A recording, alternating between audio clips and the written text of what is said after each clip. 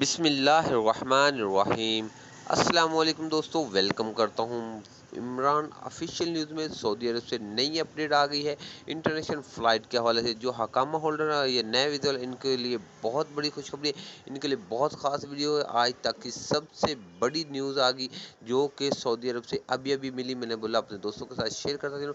International flight opening करने लगे हैं पीआई की तरफ से और गागा की तरफ से।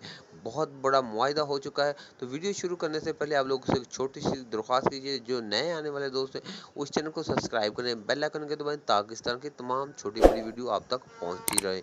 तो मेरे भाई शुरू करते हैं। सबसे पहले बात करते हैं सऊदी में क्या हालात हैं। सऊदी की तरफ से एक न्यूज़ में बताया गया कि सऊदी में जो डेली बेसिस पे 1000 से ज़्यादा केसेज आ रहे थे वो बहुत कम तादाद में रह गए। तो इस वजह से सख्ती बहुत थोड़ी सी कम की जाएगी। और दूसरी एक अपडेट नहीं आई है जो कि 15 अगस्त को पीआईए का और गागा की तरफ से एक और जनरल बिलाल अकबर की तरफ से एक बहुत बड़ी मीटिंग सऊदी में होगी और इस इजलास में बताया जाएगा इंटरनेशनल फ़्लाइट के हवाले में और बहुत से अहम फैसले होंगे सख्तियों के बारे में।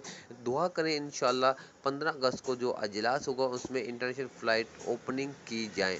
तो उम्मीद बहुत ज़्यादा है कि 15 अगस्त को इंशाल्लाह फ़्लाइट ओपनिंग हो जाएगी।